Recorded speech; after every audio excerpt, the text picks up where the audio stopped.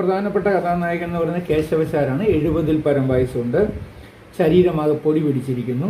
ചക്രം ചവിട്ടിയും പുലയൻ്റെ കൂടെ പണിഞ്ഞും കഷ്ടപ്പെട്ട് രാവ് പകലാക്കി കഠിനാധ്വാനിയായി ജീവിച്ച ആ മനുഷ്യന് ഇന്നൊരു കൂനുണ്ട്. അപ്പോൾ നമ്മളയാളെ പരിചയപ്പെടുമ്പോൾ കേശവശാർക്ക് ഒരു മകനുണ്ട്. അവർ ജില്ലയിലെ പ്രധാന ഭരണാധികാരിയായ തഹസീൽദാർ പദവിയിലെത്തിയിട്ടുള്ള പത്മനാഭപിള്ള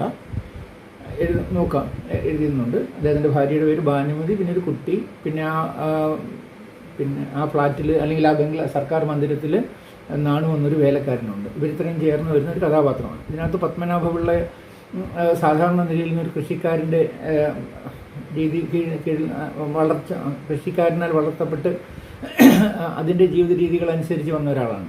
അതേ സ്ഥാനത്ത് അദ്ദേഹത്തിൻ്റെ ഭാര്യ ആവട്ടെ പേഷ്കാരുടെ മകളാണ് എന്ന് പറയാം. അപ്പം അതുപോലെ നല്ല ഉയർന്ന നിലയിൽ സ്റ്റാറ്റസിൽ വന്ന ഒരാളാണ്. അപ്പം ഇവിടെ ചേരാഴികയുണ്ട്.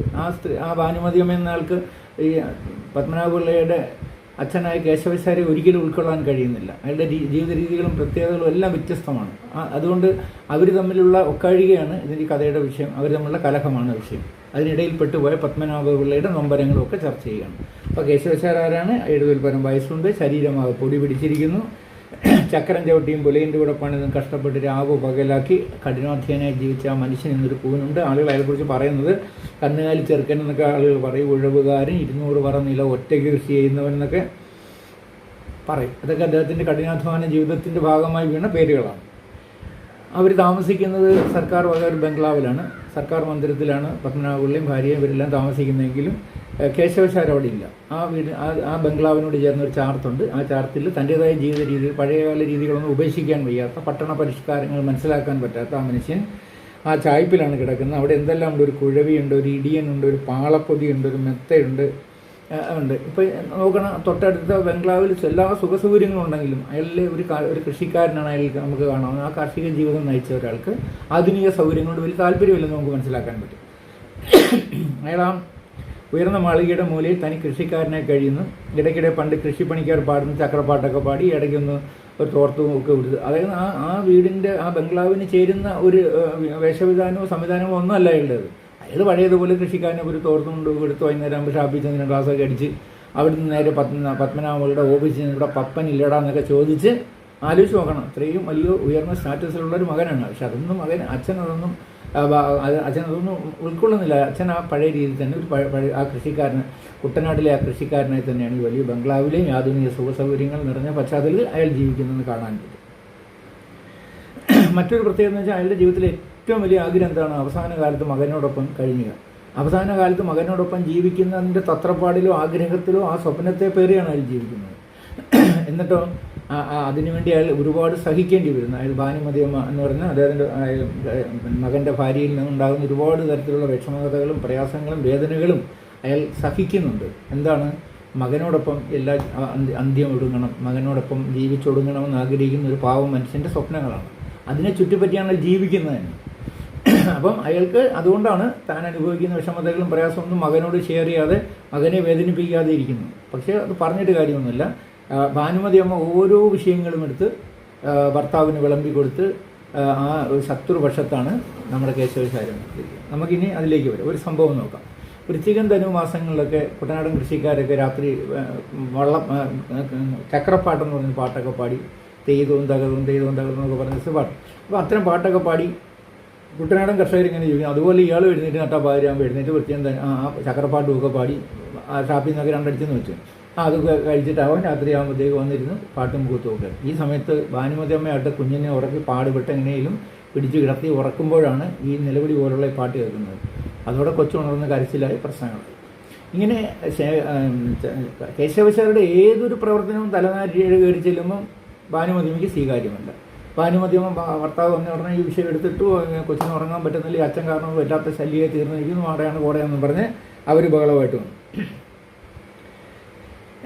പിന്നെ അച്ഛൻ തന്നെ എന്ന് പറഞ്ഞ മകൻ തന്നെ അച്ഛനോട് അച്ഛൻ ഇത് വലിയ പാട് തന്നെയാണ്, ഇവിടെ ഉറങ്ങാൻ പോലും സാധ്യമല്ലാത്ത ഇത് അച്ഛൻ്റെ പെരുമാറ്റങ്ങളെക്കുറിച്ച് പരാതി എന്ന് പറഞ്ഞാൽ ശരി മോനെ ഞാൻ സന്തോഷം കൊണ്ട് പാടിയതാ, ഇവിടെ ആർക്കും വേണ്ടെന്ന് പറഞ്ഞ് അയാൾ അതിൽ നിന്ന് പോയി. അടുത്ത സംഭവം എന്താണ്? അയാൾ കുഞ്ഞ് അവിടെ ഒരു കുഞ്ഞുണ്ട്. അതിനെ കാണുമ്പോൾ ഒരു പ്രായം ചെന്ന മനുഷ്യനാണ്, ആ മുത്തശ്ശനാണ്. അയാൾ ഓടിച്ചെന്ന കൊച്ചിനെ എടുത്ത് ലാളിക്കുകയും അയാളുടെ രീതി എന്താ, അയാളുടെ സംഭാഷണമൊക്കെ എൻ്റെ തെരുവാക്കുകളൊക്കെ ഒക്കെ അയാളുടെ വായിൽ നിന്ന് പുറത്തു വരും. പിന്നെ മുറുക്കി തുപ്പലിൻ്റെ അവശിഷ്ടമൊക്കെ കൊച്ചിൻ്റെ ദേഹത്ത് വീഴും. തെറിയൊക്കെ ഇയാൾക്ക് അങ്ങനെയൊക്കെ ഓമനിക്കാൻ ഒരു നാടൻ ഓമനിക്കലായിപ്പോയി അത്. എന്തായാലും അത്തരത്തിലുള്ള പ്രശ്നങ്ങളെല്ലാം ഭീകരമാണ്. ഭാനുമതിയമ്മയ്ക്ക് ഇതൊന്നും ഉൾക്കൊള്ളാനാവുന്നില്ല. കാരണം എൻ്റെ പൊടിക്കുഞ്ഞിനെ പിന്നെ മോശം വാക്കുകൾ പറയുന്നു, തുപ്പൽ തെറിക്കുന്നു, വൃത്തിയും വെടിപ്പുമില്ലാത്ത മനുഷ്യൻ എന്നെല്ലാം പറഞ്ഞ് അവർ ബഹളം ഉണ്ടാക്കുന്നു. നാണുവിനെ വിളിച്ച് പറയുന്നു, നാണു ആരെ സേവകനാണ്, പറയുന്നു ഇവിടെ ആ കൊച്ചിനെ ശവം പോലെ നാറുന്നല്ലോ എന്ന് പറഞ്ഞ് ഇതാവും.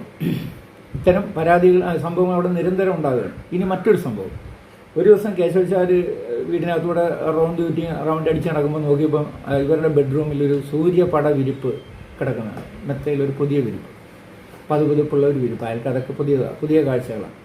ഉടനെ ഭാനുമതി അപ്പുറത്ത് കൂടെ പോയപ്പോൾ ചോദിക്കുന്നു, ഇയാളവിടെ നിൽക്കുന്നുണ്ട്, എന്താ അവിടെ എന്ന് ചോദിക്കുമ്പോൾ ദാ ഞാനും അദ്ദേഹം നോക്കിക്കോ എന്ന് പറഞ്ഞ് അയാളെ കട്ടിൽ ചാടി കയറിയാണ്. വൃദ്ധന 70-ൽ പരം വയസ്സുണ്ട്, പക്ഷെ പെരുമാറ്റ രീതിയിൽ ആ കൊച്ചു കുഞ്ഞിനെ പോലെ തന്നെയാണ്. കുട്ടിത്തമാണ് അയാൾ കാണുന്നതൊക്കെ തന്നെ. എല്ലാം അയാൾ അങ്ങനെയൊക്കെ തന്നെയാണ് കണ്ടത്. തീർന്നു, ഇത് മതി, വെടിവെപ്പിനുള്ള വകുപ്പൊത്തു. പത്മനാഭപിള്ള വന്നു, ഭാര്യ വന്ന് പരാതിയുടെ കെട്ടഴിച്ചു വിട്ടു. അച്ഛൻ കുട്ടിയെ ഓമനിക്കുന്നത്, ചീത്തവാക്ക് പറയുന്നത്, വെട്ടിച്ചാടി കയറി കിടന്നത്, നട്ടാപ്പാതിരയിലെ പാട്ട്, ഇതെല്ലാം പറഞ്ഞ് പത്മനാഭപിള്ളയെ ഇരിക്കപ്പുറത്ത് കൊടുക്കാതെ മകൻ വിചാരിച്ച് ഈ വിഷയത്തിൽ ഇടപെടാമെന്ന് ചെയ്ത് അച്ഛനെ സംബന്ധിച്ച് മേലിൽ ഈ കുഞ്ഞിനെ കൊഞ്ചിക്കാൻ നിൽക്കാതെ വല്ല രാമനാമവും ജപിച്ച് കഴിയാൻ അയാൾ പറഞ്ഞു. കുട്ടികളെ ലാളിക്കേണ്ടെന്ന് പറഞ്ഞപ്പോൾ കേശവശാരുടെ മുഖം പാടി. അയാൾക്ക് വലിയ വേദന തോന്നുന്നത്. എങ്ങനെ പറ്റുമെന്ന് ചോദിച്ചു. തൻ്റെ കുഞ്ഞിനെ പേരക്കുഞ്ഞിനെ എങ്ങനെയാണ് കൊഞ്ചിക്കാതിരിക്കാൻ പറ്റുക?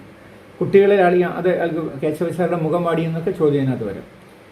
അപ്പോൾ പത്മനാഭപിള്ളയ്ക്ക് അച്ഛനെ ശകാരിക്കണമെന്നൊക്കെ കാണും. ഭാര്യയുടെ പ്രലോഭനത്തിൽ വീണായാൽ അവിടെ ചെന്ന് കുറേ ബഹളം ഉണ്ടാക്കാൻ തന്നെ ചെല്ലുന്നു. പക്ഷെ ഒന്നും പറയാൻ പറ്റില്ല. കാരണം പത്മനാഭപിള്ളയുടെ ജീവിതത്തിൻ്റെ എല്ലാമാണ് പിതാവ്. ഒരു വിദ്യാഭ്യാസം പോലും ഇല്ലാത്ത ഒരു മനുഷ്യൻ ചേറിലും ചെളിയിലും ഒക്കെ നടന്ന് കഷ്ടപ്പെട്ടുണ്ടാക്കിയ മുതൽ കൊണ്ടാണ് മകനെ പഠിപ്പിച്ച് വളർത്തി ഭാഗ്യവശാൽ ജോലിക്കാരനായിരിക്കുന്നു, വലിയ ഉന്നതനായൊരു ജോലിക്കാരനായിരിക്കുന്നു.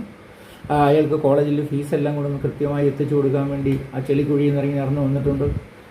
പട്ടിണി കിടന്ന് ഉറങ്ങുന്ന സമയത്ത് കുഞ്ഞിനെ വിളിച്ചുണർത്തി ഭക്ഷണം നൽകുന്നത് ഈ പിതാവാണ്. എത്രയോ ഉമ്മ വെച്ച് ഉണർത്തിയിട്ടുണ്ട്, ഉമ്മ വെച്ച് സന്തോഷിപ്പിച്ചിട്ടുണ്ട്. അതൊക്കെ അന്ന് കുഞ്ഞിന് പ്രിയങ്കരമായ കാര്യങ്ങളൊക്കെ തന്നെയാണ്. ചക്കിയാണ് ഭാര്യ മരിച്ചപ്പോൾ മറ്റൊരു വിവാഹത്തിന് പലരും നിർബന്ധിച്ചാണ്. വല്യമ്മ നിർബന്ധമായും പറഞ്ഞതാണ്. അപ്പോൾ പറഞ്ഞ് എൻ്റെ കുഞ്ഞിനെ ഞാൻ നോക്കിക്കൊള്ളാം, ഞാൻ നോക്കുന്നതിൽ ഒരാൾ എന്നെ നോക്കുകയില്ല എന്നും പറഞ്ഞ് തൻ്റെ ജീവിതം തന്നെ മകന് വേണ്ടി ഒഴിഞ്ഞു വെച്ചൊരു പിതാവാണ്. ആ പിതാവിനോട് എന്ത് പറയാൻ പറ്റും? പറയാൻ ചെന്നിട്ട് ഒന്നും പറയാതെ തിരിച്ചു പോകുന്നു. പത്മനാഭപിള്ള ശിരസ് കുമ്പിട്ട് നടന്നുപോയി. വൃദ്ധനോ ശിലാപ്രതിമ പോലെ നിന്നുപോയി. പത്മനാഭപിള്ളയ്ക്ക് അത്രയും അച്ഛൻ വിചാരിച്ചത് അവൻ വന്ന് വലിയ ശകാരങ്ങൾ നടത്തുമെന്നാണ് കരുതിയത്. എന്നാൽ പത്മനാഭപിള്ള അടുത്തേക്ക് വന്നിട്ട് കാര്യമായൊന്നും പറയാതെ തിരിച്ചു പോക്കളഞ്ഞു. കാരണം അയാളുടെ ഉള്ളിൽ നിറഞ്ഞു തുളുമ്പുന്ന പിതാവിനോടുള്ള വാത്സല്യങ്ങളും സ്നേഹവും ഒക്കെ ഉണ്ട്. അതുകൊണ്ട് ഇപ്പോൾ പറയാൻ പറ്റിയില്ല. അപ്പോൾ അയാൾ ശിലാപ്രതിമ പോലെ തന്നെ. ഇത് ഒരു സെറ്റായിട്ട് എടുക്കണം. ഇത്രയാണ് ഒരു സീൻ എന്ന് പറയുന്നത്. പല സീനുകളാണ്. രണ്ടാമത്തെ സീൻ എന്ന് പറഞ്ഞാൽ മജിസ്ട്രേറ്റിൻ്റെ ഭാര്യ, ദേവസ്വം അസിസ്റ്റൻറ്റ് കമ്മീഷണറുടെ ഭാര്യ, അതുപോലെ തന്നെ സമൂഹത്തിലുള്ള ഉന്നതതലത്തിലുള്ള ഉയർന്ന ഉദ്യോഗസ്ഥന്മാരുടെ ഭാര്യമാരെല്ലാം നമ്മുടെ പേഷ്കാരുടെ മകളായ ഭാനുമതിയമ്മയെ കാണാനായിട്ട് ഇടയ്ക്കിടയ്ക്ക് വരുന്നവരാണ്. വലിയ ആളുകളാണ്. അവരൊക്കെ വന്ന് സൽക്കാരത്തിൽ പങ്കെടുക്കുമ്പോൾ കയറി വരുന്നു നമ്മുടെ കേശവശാർ. തോർത്തുമുണ്ട് കൊടുത്ത് മുറുക്കി തുപ്പി ചോദിച്ചൊക്കെ വരുന്നു. അടുത്തേക്ക് വന്നിട്ട് എടി പെണ്ണെ പപ്പൻ എപ്പോൾ വരുമെടി എന്നൊരു ചോദ്യം എടുത്തങ്ങിട്ട് സത്യത്തിൽ അവർ വെടി തീർന്നു. ഇത്രയും ഷോക്ക്ഡായിട്ടുള്ളൊരു വാക്ക് അവർക്ക്. എന്താ എടി എന്ന് വിളിക്കാനുള്ള അവകാശം അയാൾക്ക് അപമാനകരമാണ്. രണ്ടാമത് പെണ്ണെ എന്ന് വിളിക്കുക, ഒരു പേഷ്കാരുടെ മകളെ പെണ്ണെന്ന് വിളിക്കുക. അത് തഹസീൽദാറുടെ ഭാര്യയാണ് ഇങ്ങനെ വിളിച്ചിരിക്കുന്നത്. തീർന്നില്ല, തഹസീൽദാരെ വിളിച്ചിരിക്കുന്നത് എന്തോ പപ്പൻ എന്നാണ് വിളിച്ചത്. എടി പെണ്ണെ പപ്പനില്ല. ഇത് മതി. അവിടെ യുദ്ധത്തിന് സമാനമായ വിഷയത്തിലേക്ക് കാര്യങ്ങൾ പൊങ്ങി. തുടർന്ന് ഭാനുമതിയമ്മയും കേശവശാലും ഗംഭീരമായ യുദ്ധം തന്നെയായി മാറി. പരാതിയുമായി ഭാര്യ ഇതേ വിഷയം പരാതിയായിട്ട് നേരെ പത്മനാഭപിള്ള എടുത്ത് ചെല്ലുന്നു. പത്മനാഭപിള്ള ആ വിഷയം ഏറ്റെടുക്കുന്നു. അച്ഛനെ എന്തെങ്കിലും പറയണമെന്ന് പറയണം, അതാണ് അവരുടെ ആഗ്രഹം. അപ്പോൾ അയാൾ പറഞ്ഞ് ആശ്വസിപ്പിച്ചത് ആ കിഴവൻ നമ്മുടെ ദൈവമാണ് എടി എന്ന് പറഞ്ഞ് ഒരു തരത്തിൽ ആശ്വസിപ്പിച്ചു. ഇങ്ങനെ നിരന്തരം പ്രശ്നങ്ങൾ ഉണ്ടായിക്കൊണ്ടിരിക്കുന്ന ഒരു വീടാണ്. ഇനി മറ്റൊരു സംഭവം, ഇതൊരു സീൻ കഴിഞ്ഞു. മറ്റൊരു സീൻ എന്താണ്? അടുക്കളയിൽ കയറി ഒരു ദിവസം രാത്രി കേശവശാൽ ദാഹിച്ച് വളഞ്ഞപ്പോൾ അടുക്കളയിൽ കയറി പിടിച്ചിട്ടുണ്ട്. കഞ്ഞിവെള്ളം മുണ്ടി കുടിക്കാമെന്ന് കരുതി അവിടെ വെച്ച് വെള്ളം എടുത്ത് കുടിക്കാൻ ചെന്നപ്പോൾ അടുക്കളയിൽ ശബ്ദം കേട്ടിട്ട് നാണുവിന് കള്ളം കയറിയതായിട്ടാണ് തോന്നിയത്. ഭാനുമതിക്കും അമ്മയ്ക്കും അങ്ങനെയാണ് തോന്നിയത്. അയാൾ വടിയൊക്കെ എടുത്തുകൊണ്ട് ഓടിപ്പാഞ്ഞ അകത്ത് വന്നിലായിരുന്നു കേശവശാൽ. അപ്പോൾ ഇവിടെ അത് ഇതിൽപ്പെട്ട ഒരു അബദ്ധമായി പോയേനല്ലോ. നാണു പറഞ്ഞു, അറിയാതെ ഞാൻ തല്ലിപ്പോയേനല്ലോ. ഭാനുമതിയമ്മ നാണം കൊണ്ടും കോപം കൊണ്ടും വിറച്ചു. ഈ മനുഷ്യൻ എന്താണ് ഈ കാട്ടിക്കൂട്ടുന്നത്? ഈ വീടിനെ ഈ സ്വസ്ഥത ഇല്ലാതാക്കുകയാണല്ലോ. നട്ടാപ്പാതിരയ്ക്കൊക്കെ ചോദിക്കുകയും പറഞ്ഞ് ചെയ്ത് അടുക്കളയൊക്കെ കയറുക വരിക, ഇതൊക്കെ തെറ്റിദ്ധാരണകൾ ഉണ്ടാക്കുന്ന കാര്യങ്ങളാണ്. ഭാനുമതിയമ്മ നാണം കൊണ്ടും കോപം കൊണ്ട് വിറച്ചു പോയ സീൻ അതാണ് എന്ന് ചോദ്യത്തിൻ്റെ ഉത്തരമാണത്. അപ്പം മകൻ വന്ന് ചോദ്യം ചെയ്തു, പറഞ്ഞു മകൻ പറഞ്ഞു, അച്ഛൻ പറഞ്ഞു പരവേശം വന്നപ്പോൾ അല്പം വെള്ളം എടുത്ത് കുടിച്ചതാണ്.